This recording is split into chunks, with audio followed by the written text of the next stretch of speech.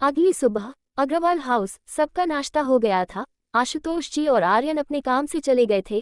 कंचन जी और रेखा जी हॉल में बैठकर अव्या की कल की हुई शॉपिंग देख रहे थे। अव्या भी उनके पास सोफे पर बैठी हुई थी। रेखा जी खुश होते हुए बोली, वाह अव्या, सच में लहंगा सबसे खूबसूरत और बेहतरीन पसंद किया है। दीदी, ये बारीक कारीगरी तो देखिए कितनी खूबसूरत है। कंचन जी बोली, हाँ बिल्कुल, और देखना रंग भी कितना प्यारा लग रहा है। मुझे भी बहुत पसंद आया। अव्या भी उनके साथ वही सोफे पर बैठी हुई थी, लेकिन उसका ध्यान कहीं और ही था। उसके दिमाग में अभी भी कल की बीती हुई बातें चल रही थीं। वो सब याद कर उसका दिल अभी भी थोड़ा डर महसूस कर रहा था। तभी एक काली गाड़ी अग्रवाल हाउस के बाहर आकर रुकी। गाड़ी से तुषार बाहर निकला। वो अपने हाथों में एक बॉक्स पकड़े घर के दरवाजे पर आया। बेल की आवाज सुन अव्या की तंद्रा टूटी। वो दरवाजा खोलने जाने ही वाली थी कि तभी रेखा जी ने दरवाजा खोला। दरवाजे पर तुषार को देख पीछे खड़ी कंचन जी ने कहा, अरे तुषार बेटा, आप आइए, अंदर आइए। सगाई के दिन अव्या के घर वालों की तुषार से भी बहुत अच्छी तरह से जान पहचान हो गई थी। तुषार ने अंदर आते हुए कहा, जी नमस्ते आंटी, दरअसल मैम से कुछ काम था। कंचन जी बोली, अरे काम तो होता ही रहता है बेटा, आओ यहाँ बैठ जाओ, मैं आपके लिए कुछ नाश्ता लेकर आती हूँ। तुषार उन्हें मना करता उससे पहले ही वो किचन की तरफ चली गई। तुषार ने अव्या की तरफ बॉक्स बढ़ाया और बोला, मैम, ये सर ने आपके लिए भेजा है। अव्या, जो पहले ही तुषार को यहाँ आया देख हैरान परेशान थी, अब ये सुनकर कि शिवाय ने उसके लिए कुछ भेजा है, उसे अपने दिल में और ज्यादा घबराहट महसूस होने लगी। उसने सवालिया नजरों से तुषार की तरफ देखा, जैसे पूछ रही हो कि ये क्या है। तभी पीछे से रेखा जी उसे चिढ़ाने के अंदाज में बोली, ओह, होने वाले पति ने गिफ्ट भेजा है, क्या बात है। देखो देखो अव्या, जल्दी से खोलकर देखो इसमें क्या है, या फिर कहीं प्राइवेट में जाकर तो नहीं खोलना है इसे। रेखा जी की बात सुनकर अव्या चिढ़ते हुए बोली, मामी आप भी ना।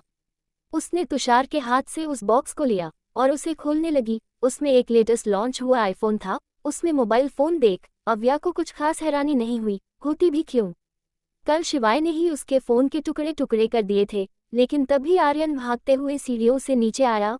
उसने जल्दी से अव्या के हाथ से वो बॉक्स लिया और फोन को अच्छे से देखते हुए बोला, ये तो आईफोन का लेटेस्ट मॉडल है। डोंट टेल मी कि जीजू ने तुम्हें ये गिफ्ट किया है। उसे ऐसे देख अव्या का उसे चिढ़ाने का मन किया। वो अपने दांत दिखाते हुए बोली, हाँ तो कितना अच्छा है ना, तूने भी तो पापा से रो रो कर जिद करके लिया था ना आईफोन, पर वो तो पुराना हो गया ना, अब इसके जितना अच्छा नहीं होगा वो। आर्यन उसे जवाब देते हुए बोला, बस कर, ज्यादा भाव मत खा, तूने भी कल जानबूझकर ही जीजू के सामने अपना फोन गिरा दिया होगा, इसीलिए जीजू ने तरस खाकर तेरे लिए ये नया फोन भेजा है। उसकी बात सुन अव्या का चेहरा थोड़ा सीरियस हो गया। उसे कल का शिवाय का गुस्सा याद आने लगा। उसने बेबसी से उस फोन को देखा। उसने फोन ऑन किया। तुषार ने कहा, मैम, फोन में ऑलरेडी नया सिम इंसर्ट किया हुआ है और सभी फैमिली मेंबर्स के नंबर्स भी ऐड हैं। अव्या ने अपना सिर हाँ में हिलाया, पर आर्यन ने कुछ सोचते हुए कहा, पर तुम अपना पुराना सिम भी तो इस्तेमाल कर सकती हो, नए सिम की क्या जरूरत। अव्या को समझ नहीं आया कि वो उसे क्या जवाब दे। तभी कंचन जी बहुत सारा नाश्ता लेकर वहां आई और उन्होंने वो सारा नाश्ता तुषार के सामने रख दिया। अव्या ने आर्यन की बात को इग्नोर करते हुए तुषार से कहा, अरे तुषार जी, बैठिए, नाश्ता कीजिए। तुषार को जल्दी निकलना था, लेकिन इतना टेस्टी खाना देखकर बेचारा अपने आप को कंट्रोल नहीं कर पाया। सबकी तरफ मुस्कुराकर देखते हुए वो सोफे पे बैठ गया। कंचन जी बोली, अरे बेटा शर्माओ मत। तुषार भी अब कहाँ शर्माने वाला था। उसके सामने गरम गरम समोसे जो रखे हुए थे, उसने समोसों पर ताव मारना शुरू कर दिया। तभी आर्यन ने हाथ में पकड़ा वो नया फोन रिंग होने लगा। उसने देखा तो उस पर शिवाय लिखा हुआ था। वो बोला, अरे जीजू का फोन भी आ गया। अव्या कुछ कह पाती उससे पहले ही आर्यन ने फोन रिसीव कर उसे स्पीकर पर डाल दिया था। सामने से शिवाय की कड़क आवाज आई, अव्या। अव्या का नाम सुनते ही आर्यन और रेखा जी अव्या को देखकर उसे आंखों से ही चिढ़ाने लगे। शिवाय की आवाज सुनते ही अव्या घबरा गई। वो एकदम से आगे आई और उसने जल्दी से फोन का स्पीकर ऑफ कर दिया। वो फोन कान पर लगाकर हड़बड़ाते हुए बोली, हेलो। उसकी ये हरकत देख आर्यन और रेखा जी हंसने लगे। शिवाय ने सर्द आवाज में कहा, अब से ये तुम्हारा नया नंबर है। फोन में ऑलरेडी सारे फैमिली मेंबर्स के नंबर सेव कर दिए गए हैं। तुम्हें बस इस बात का ध्यान रखना है कि इस फोन पर अब कोई भी फिजूल कॉल नहीं आना चाहिए, समझ रही हो ना तुम। उसकी बात सुनकर अव्या का चेहरा उदास होने लगा था, लेकिन आर्यन और रेखा जी को अपनी तरफ देखता देख अव्या झूठी मुस्कान देते हुए बोली, हाँ शिवाय, ठीक है। शिवाय ने धीमी आवाज में कहा, गुड। तभी उधर अपने में ही मस्त मजे से नाश्ता कर रहे तुषार ने कंचन जी की तारीफ करते हुए कहा, वाह आंटी, क्या समोसे बनाए हैं आपने। मन कर रहा है खाता ही जाऊं।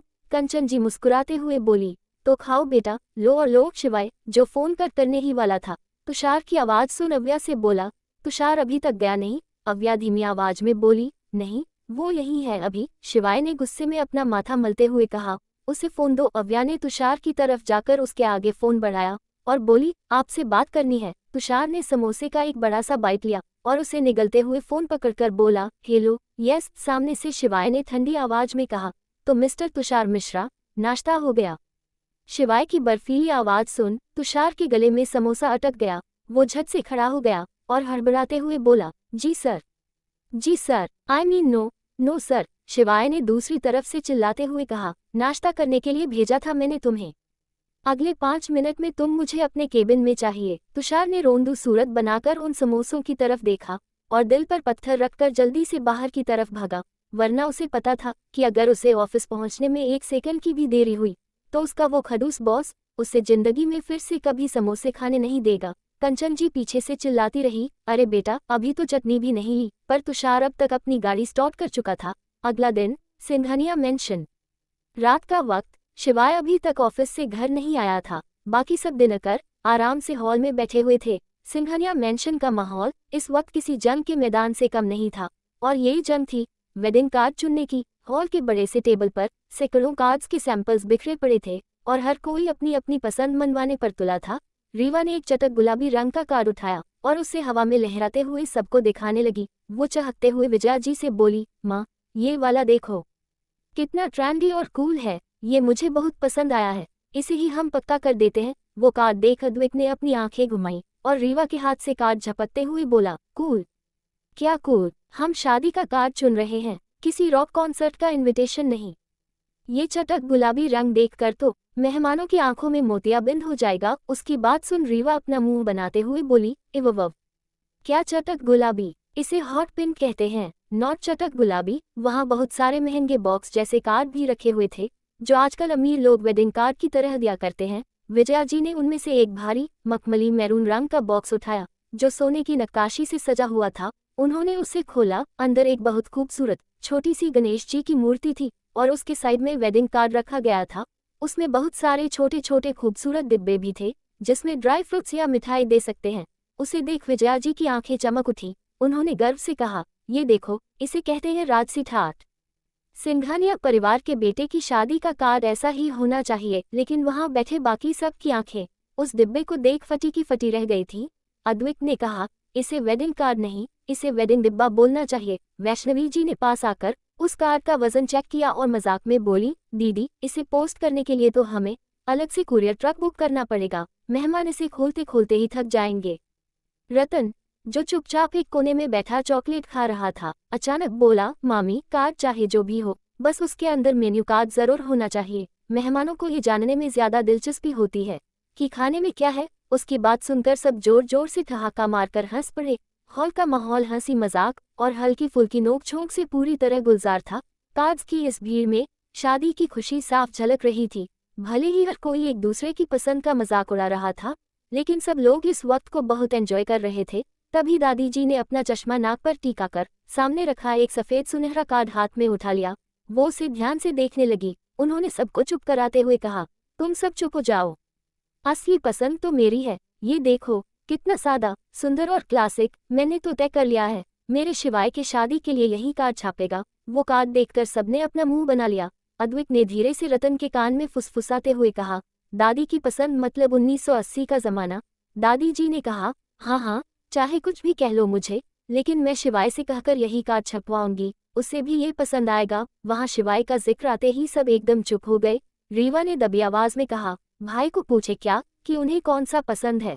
फिर वो हंसते हुए बोली, पर वो तो शायद ऐसा कार्ड चुनेंगे जिसमें सिर्फ उनकी फोटो हो और नीचे लिखा हो, चुपचाप शादी में आ जाना वरना तुम्हारी खैर नहीं। उसकी बात सुन सब फिर से जोर जोर से हंसने लगे। विजया जी रीवा को आंख दिखाते हुए बोली, रीवा, लेकिन उन्हें भी अपनी हंसी कंट्रोल नहीं हो रही थी। तभी एकदम से रीवा के दिमाग में कुछ आया। वो खड़े होते हुए बोली, भाई से तो नहीं पूछ सकते, लेकिन भाभी से तो पूछ सकते हैं ना। हम चलो भाभी को कॉल करते हैं। अव्या ने सुबह ही मैसेज कर रीवा को अपने नए नंबर के बारे में बता दिया था। रीवा ने एक्साइटेड होते हुए जल्दी से अव्या को वीडियो कॉल लगा दिया। अव्या अभी अभी डिनर खत्म कर अपने कमरे में आई हुई थी। रीवा का वीडियो कॉल आते देख उसके चेहरे पर एक बड़ी सी मुस्कान आ गई। उसने जल्दी से कॉल रिसीव कर लिया। जैसे ही अव्या ने कॉल उठाया तो स्क्रीन पर पूरा सिंघानिया परिवार एक साथ नजर आ रहा था। एकदम से उन सबको सामने देख अव्या थोड़ी हड़बड़ा गई। उसने जल्दी से अपने कपड़े ठीक किए और ठीक से बैठ गई। तभी रीवा की खुशी से चहकती आवाज आई, हेलो भाभी। अव्या ने भी मुस्कुराते हुए सबको हेलो कहा। रीवा ने कैमरे को टेबल पर फैले ढेरों कार्ड्स की तरफ घुमाया और चिल्लाकर बोली, ये देखिए भाभी, हम सब क्या कर रहे हैं, हम आपकी शादी का कार्ड डिसाइड कर रहे हैं। अब आप जल्दी से देखिए और हमें बताइए कि इन सब में से आपको कौन सा पसंद है। आपको नहीं पता, पर यहाँ वर्ल्ड वॉर शुरू हो चुका है शादी का कार्ड चुनने के लिए। अद्विक एकदम से सामने आया और कैमरे में सभी कार्ड्स दिखाते हुए बोला, दादी को ये अपनी तरह पुराने जमाने का कार्ड चाहिए, बड़ी माँ को ये शाही कार्ड और डिब्बा, और ये रीवा तो कुछ अलग ही लेकर बैठी है। विजया जी ने अद्विक के हाथ से फोन लिया और मुस्कुराते हुए बोली, अव्या बेटा, तुम ही बताओ तुम्हें कौन सा पसंद है। आखिर शादी तुम्हारी है तो पसंद भी तुम्हारी ही होनी चाहिए ना। रीवा अपना पिंक कार्ड दिखाते हुए बोली, देखिए भाभी, ये कितना खूबसूरत है। तभी अद्विक फिर से बीच में कूद पड़ा और स्क्रीन पर अपना चेहरा घुसाते हुए बोला, भाभी, उसकी बिल्कुल मत सुनिए, आप ज्यादा मत सोचते हुए ये गोल्डन वाला चुन लीजिए। ये एकदम परफेक्ट है आपकी शादी के लिए, क्योंकि ये मेरी पसंद है और कम से कम ये डिसेंट तो लगता है। वरना रतन भाई तो कह रहे हैं कि एक सिंपल कार्ड और उसके साथ एक समोसे का पैकेट भेजा जाए। रतन ने पीछे से चिल्लाते हुए बोला, हाँ भाभी, भूखे मेहमान दुआएं देंगे। उसकी बात सुन अव्या के साथ साथ पूरा परिवार जोर से हंस पड़ा। वैष्णवी जी ने पास आकर अव्या से बड़े प्यार से पूछा, बेटा, तुम्हारी तबीयत तो ठीक है ना? चेहरे पर थोड़ी थकान लग रही है, शादी का बहुत टेंशन तो नहीं ले लिया ना तुमने? उनकी बात सुन अव्या ने मुस्कुराते हुए कहा, नहीं नहीं आंटी, बिल्कुल नहीं। अव्या उन सब का ये निस्वार्थ प्यार और अपनापन देखकर भावुक हो गई। उसे यकीन नहीं हो रहा था कि जहाँ शिवाय इतना सख्त और डरावना है, वहीं उसका परिवार इतना कोमल और मज़ेदार कैसे हो सकता है। उसे उन सब के साथ बात करना बहुत पसंद आ रहा था। शिवाय अभी अभी ऑफिस से थका हुआ लौटा था। वो सीधे अपने कमरे की तरफ जा रहा था। तभी उसके कानों पर एक मीठी सी आवाज़ पड़ी, जी, आप सबको जो भी पसंद आए वो मुझे भी पसंद है। शिवाय को देर नहीं लगी ये समझने में कि ये किसकी आवाज़ है। उसने दूर से ही हॉल में बैठे पूरे परिवार की तरफ देखा, जो वीडियो कॉल पर हंस हंस कर अव्या से बातें कर रहे थे। शिवाय की नज़र विजया जी के हाथ में पकड़े फोन की स्क्रीन पर गई।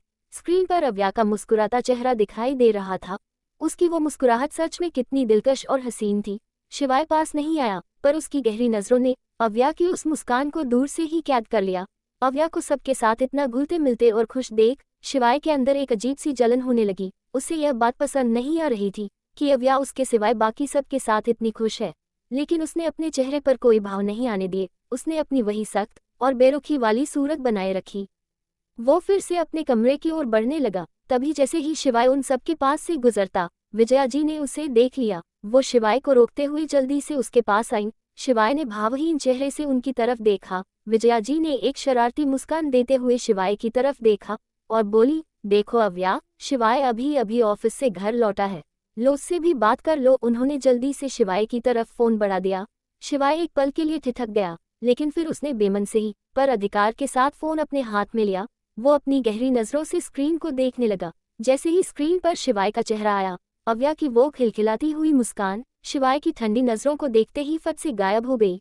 उसके चेहरे पर फिर से वही डर और घबराहट लौट आई। शिवाय को अपनी तरफ एकटक और खामोशी से घूरते देख अव्या की बोलती बंद हो गई। अव्या के चेहरे के बदलते भाव शिवाय भी महसूस कर रहा था। अव्या का चेहरा एकदम से उदास होता देख शिवाय को गुस्सा आने लगा। उसे समझ नहीं आ रहा था कि सबके सामने वो इतना हंस हंस कर बात कर सकती है, तो उसके सामने क्यों नहीं।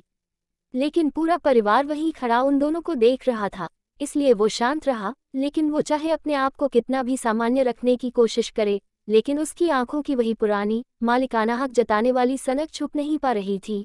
उसने स्क्रीन पर देख रहे अव्या के चेहरे को एकटक देखते हुए अपनी गंभीर भारी आवाज में कहा, बहुत देर हो रही है, सो जाओ जल्दी। अव्या को बिल्कुल नहीं लगा था कि शिवाय ऐसा कुछ कहेगा। एक पल के लिए उसने अपनी आंखें बड़ी कर ऊपर देखा, लेकिन फिर जल्दी से सिर हिलाकर बोली, हाँ। वहां खड़े बाकी सब लोग शिवाय की ये बात सुन बिल्कुल हैरान थे, लेकिन किसी की हिम्मत नहीं थी शिवाय से कुछ कहने की। शिवाय ने एक और बार अव्या की तरफ देखा और फिर कॉल कट कर जल्दी से फोन को विजया जी के हाथ में रख दिया। वो बिना कुछ बोले वापस अपने कमरे की तरफ जाने लगा। उसे ऐसे जाता देख विजया जी चिढ़ते हुए बोली, ये क्या था शिवाय? शिवाय बिना पीछे मुड़े बोला, माँ आप सब भी अब सो जाइए, बहुत देर हो रही है। उसकी बात सुन अद्विक, रतन और रीवा तीनों चुपचाप अपने रूम में चले गए। उन्हें पता था कि अब भाई ने बोल दिया है तो उन्हें एक मिनट भी यहाँ नहीं रुकना चाहिए। बाकी सब भी धीरे धीरे अपने रूम में जाने लगे। विजया जी का मुंह उतरा देख राजेंद्र जी उनका हाथ पकड़ते हुए बोले, अरे क्या हो गया? अब ऐसे सबके सामने क्या बात करता वो? तुम भी छोटे बच्चों की तरह हरकतें करती हो। विजया जी उनका हाथ झटकते हुए बोली, ये सब आपकी गलती है। आपने ही उसे इतनी छोटी उम्र में बिजनेस के कामों में लगा दिया, इसलिए वो ऐसा हो गया है। हे भगवान, क्या होगा मेरे शिवाय का? कैसे मैं दादी बनूंगी? उनकी आखिरी बात सुन राजेंद्र जी जोर जोर से हंसने लगे। वो हंसते हुए बोले, अरे पहले शादी तो हो जाने दो। इधर अग्रवाल हाउस में एकदम से फोन कट जाने से पहले तो अव्या को कुछ समझ नहीं आया, लेकिन फिर उसने मुंह बनाते हुए कहा, खड़ूस अकड़ू कहीं का, एक बार भी सीधी तरह से बात नहीं करने आती, हमेशा टेढ़ी ही बात करनी है। उसने शिवाय की नकल करते हुए कहा, सो जाओ, बहुत देर हो गई है। फिर उसने वक्त देखा तो रात के 11 बज रहे थे। उसने जल्दी से अपने कपड़े बदले और वो जाकर आराम से अपने बेड पर लेट गई। अव्या ने मुश्किल से 5 मिनट ही अपनी आंखें बंद की होगी कि तभी उसका फोन फिर से बजने लगा। वो चिढ़ते हुए बड़बड़ाए, अब कौन है? उसने अपना फोन चेक किया, लेकिन फोन की स्क्रीन देखकर वो अपनी जगह पर ही उछल गई। उसकी आंखें बड़ी बड़ी हो गईं। उसके फोन पर शिवाय का वीडियो कॉल आ रहा था। अव्या रौंदू शक्ल बनाते हुए बोली, नहीं, फिर से नहीं भगवान जी। लेकिन वो जानती थी कि उसे कॉल उठाना ही होगा। वो झट से सीधे बैठ गई और उसने घबराते हुए कॉल रिसीव किया। कॉल रिसीव करते ही स्क्रीन पर शिवाय का हमेशा की तरह भावहीन चेहरा दिखाई देने लगा। वो बिना कुछ बोले अपनी गहरी नजरों से एकटक अव्या की तरफ देख रहा था। शिवाय को खुद को ऐसे देखता देख अव्या की नजरें अपने आप नीचे झुक गईं। इस वक्त अव्या ने एक ब्लू कलर का प्यारा सा नाइट ड्रेस पहन रखा था। उसके बाल खुले थे। वो बिल्कुल किसी छोटी बच्ची की तरह दिखाई दे रही थी। शिवाय ने आज पहली बार ही उसे नाइट ड्रेस में देखा था। पता नहीं क्यों, लेकिन शिवाय को अपने दिल में अजीब बेचैनी होने लगी। कुछ देर तक ऐसे ही अव्या को देखने के बाद शिवाय ने अपनी गहरी आवाज में कहा, फोन पर सब क्या बात कर रहे थे तुमसे? अव्या ने बिना उसकी तरफ देखे शांत आवाज में कहा, वो सब शादी का कार्ड चूज कर रहे थे, तो मुझसे भी पूछ रहे थे कि मुझे कौन सा पसंद है। तभी शिवाय की गंभीर आवाज आई, क्या तब भी यही कपड़े पहने थे तुमने? उसका सवाल सुन अव्या ने सिर ऊपर कर शिवाय की तरफ देखा। उसे समझ नहीं आया कि वो क्या पूछना चाह रहा है। उसने अपने कपड़े देखे। उसे एहसास हुआ कि वो अभी नाइट ड्रेस में है। वो थोड़ा हड़बड़ाते हुए बोली, नहीं, ये अभी पहने हैं। अव्या का जवाब सुन शिवाय के चेहरे की सख्ती थोड़ी कम हो गई। उसने अपना फोन सामने के टेबल पर रखा और पीछे टिककर बैठ गया। अव्या उसे अब और अच्छे से देख पा रही थी। शिवाय इस वक्त अपने कमरे में रखे सोफे पर बैठा हुआ था। उसके आसपास बहुत सारी फाइल्स रखी हुई थीं। शिवाय के चेहरे पर हल्की थकान दिख रही थी, लेकिन आंखों की चमक हमेशा की तरह कायम थी। अव्या की नजरें उसके खुले हुए सीने पर गईं, जो शर्ट के ऊपर के 2 बटन खुले होने की वजह से दिख रहा था। उसका वो मर्दाना सीना देख अव्या का दिल धड़क उठा। उसकी आंखें वहां जम गई, लेकिन जल्द ही उसे एहसास हुआ कि वो क्या कर रही है। उसने झट से शिवाय के सीने पर से अपनी नजरें हटाईं। वो शर्मिंदगी से इधर उधर देखने लगी। कुछ पल के लिए दोनों के बीच खामोशी पसर गई। शिवाय को कुछ न बोलता देख अव्या मन ही मन उसे कोसते हुए बोली, कुछ बोलना ही नहीं है तो कॉल क्यों किया? मैं सुकून से सो तो रही थी ना। अव्या को बहुत अजीब लग रहा था। वो शिवाय से कहना चाहती थी कि क्या वो कॉल कट कर दे। उसने नजरें उठाकर देखा तो शिवाय अपनी बगल में रखी एक फाइल देख रहा था। ये देखकर तो अव्या की आंखें फटी की फटी रह गईं। वो हैरान होते हुए सोचने लगी, क्या इंसान है ये? अभी अभी ऑफिस से लौटा है और अब फिर से काम। अब उसे और उसमें और ज्यादा पेशेंस नहीं थे। वो उन दोनों के बीच की खामोशी को तोड़ते हुए बहुत धीमी आवाज में कहा, तुम अभी अभी ऑफिस से आए हो? शिवाय ने फाइल में देखते हुए ही हम में जवाब दिया। उसे शांति से जवाब देता देख अव्या ने आगे पूछा, तो फिर से काम कर रहे हो? क्या तुमने खाना खाया? उसका ये सवाल सुन शिवाय ने एकदम से नजर उठाकर अव्या की तरफ देखा। उसके ऐसे देखने से अव्या को लगा कि कहीं उसने कुछ गलत तो नहीं कह दिया।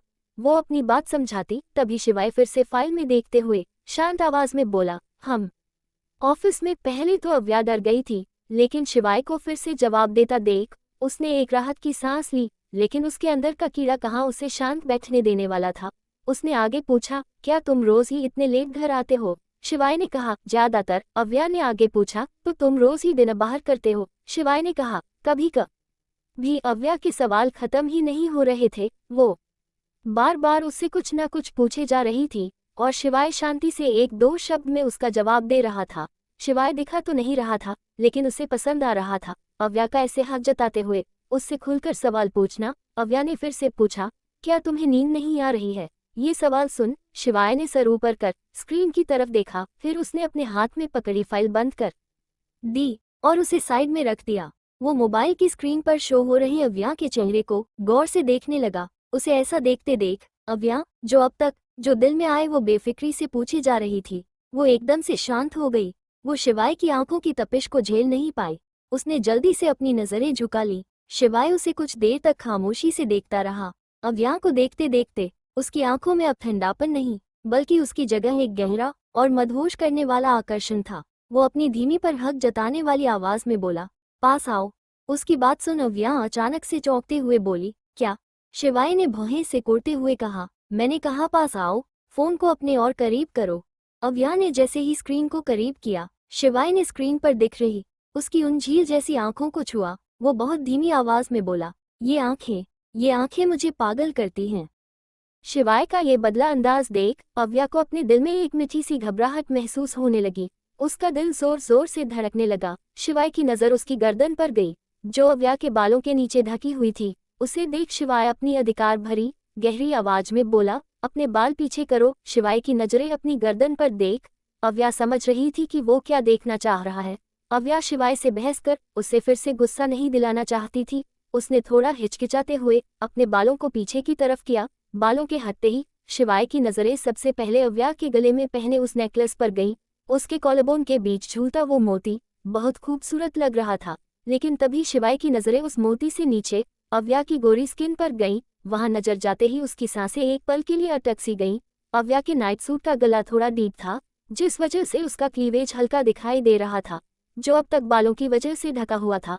अव्या को उस रूप में देख शिवाय को अपने दिल में बहुत ज्यादा बेचैनी महसूस होने लगी। उसका शरीर गर्म होने लगा। शिवाय को इतना इंटेंसली खुद को देखता देख अव्या ने एक नज़र अपने आप को देखा, लेकिन खुद को देखते ही जैसे उसे शौक लगा हो। वो समझ गई कि शिवाय उसे ऐसे क्यों देख रहा है।